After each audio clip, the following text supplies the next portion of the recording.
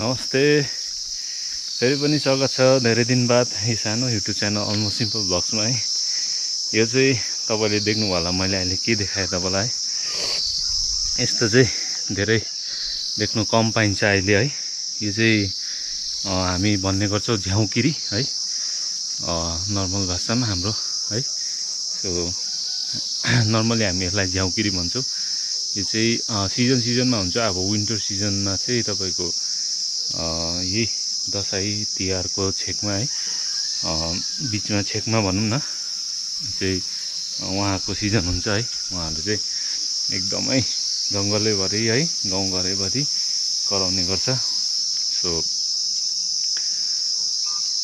यसले अब के आगमन हुन्छ भन्दा चाहिँ यो चाहिँ एकदमै अब ठन्डा महिनाको चाहिँ आगमन भएको जस्तो लाग्छ है, झ्याउकिरी कराउँदा चाहिँ है। दसैँ तिहारको पनि तिहारको आगमन, अब दसैँ त सक्यो, तिहारको आगमन भएको पनि सन्देश हुन्छ है यसले। सो भन्नुपर्दा आज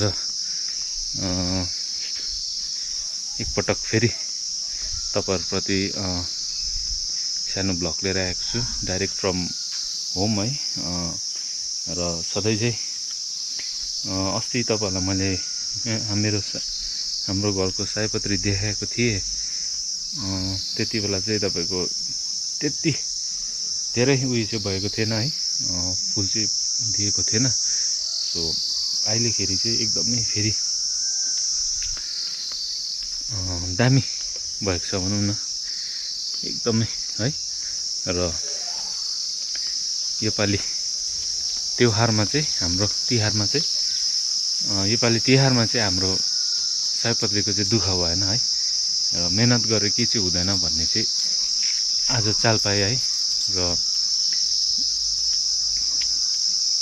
सयपत्रीले चाहिँ फुल्दाखेरि मात्रै उहाँको भ्यालु चाहिँ मान्छेलाई थाहा भएको जस्तो लाग्छ।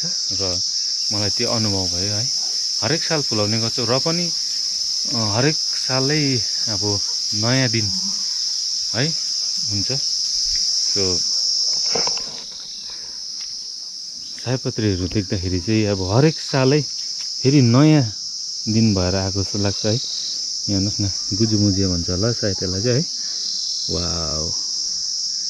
र भन्नै पर्दाखेरि चाहिँ अस्ति तपाईँलाई जो देखाएको थिएँ त्यस्तो थिएन। तपाईँले यो भिडियो हेरेर फेरि त्यो भिडियो हेर्नु भने चाहिँ त्यस्तो फैले, त्यस्तो अब दिएको थिएन फुल है। सो आज चाहिँ तपाईँहरू हेर्न सक्नुहुन्छ त्यो भिडियो र यो भिडियोको डिफ्रेन्सेस। त्यसमा चाहिँ कति अलिक पातलै थियो है, तर पनि ढकमक्कै थियो। त्यो चाहिँ दसैँ भाइब्स थियो। अब तिहार भाइब्स तपाईँहरू समक्ष है। अब तिहार भाइब्स चाहिँ अब एक्चुअली सयपत्रीको तिहार भाइब्स चाहिँ अब एक्चुअली सयपत्रीको नै तपाईँको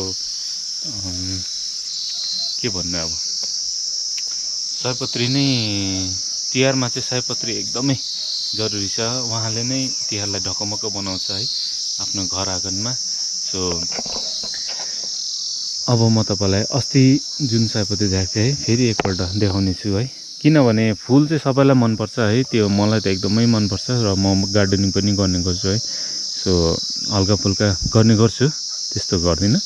र पनि अब मलाई चाहिँ फुल चाहिँ पुरा मनपर्छ। तपाईँहरूलाई पनि मनपर्छ त्यो मलाई थाहा छ है, सबैलाई मनपर्छ।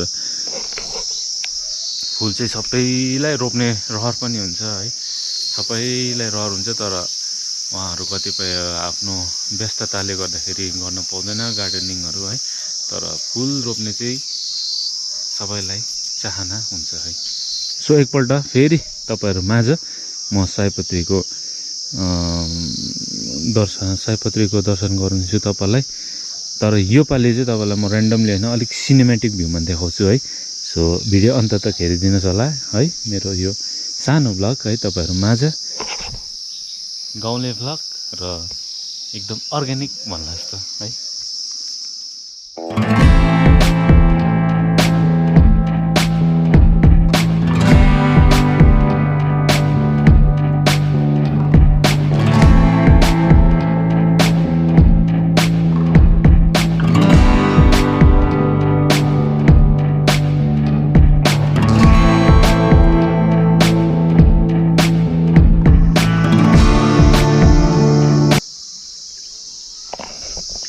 ओके, तपाईँहरूले हेरिहाल्नु होला है।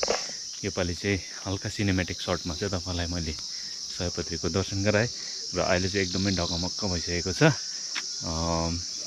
तिहारमा चाहिँ फुलको खाँचो चाहिँ पुरा भयो है। र होप तपाईँहरूको पनि घर आँगनमा यसरी नै फुलहरू ढकमक्क फुलेको होला। सयपत्रीले मजाले सयपत्रीले तपाईँलाई धेरै दर्शन दिनुभयो होला योपालि पनि है।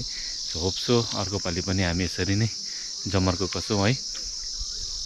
सयपत्री चाहिँ एक्चुअली के हुन्छ, हामी यसको चाहिँ एक्चुअली अब फुल फुलेपछि है अलिकति उयो भएपछि तपाईँको आफै नै बिजन भुइँमा झरेर चाहिँ उम्रने गर्छ है।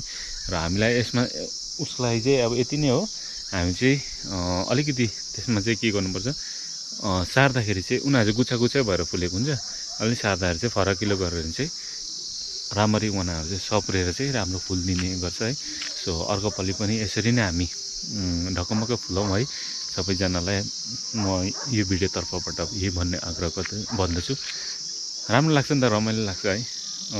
दसैँ तिहार आए जस्तै लाग्छ है। सो अब तिहार पनि आइल्यो है। तँलाई तिहारको धेरै धेरै शुभकामना। सो त्यसपछि न्यू इयर है, त्यसपछि 1 जनवरी पनि आइहाल्छ है। त्यसपछि 2024 पनि लागिहाल्छ। र आजको भिडियो चाहिँ यतिमै समाप्त गर्नु पर्ला है। यो चाहिँ सानो फुलको ब्लग थियो। सो भेट्नेछु तपाईँलाई अर्को भिडियोमा। त्यतिन्जेलको लागि चाहिँ यो च्यानललाई हेर्नु हुँदैछ भने चाहिँ सब्सक्राइब गर्न नबिर्सनुहोस् होला है त। सो सबैजना सन्चो सुबिस्तै रहनु होला र आसपास सफाइ राख्नुहोस्।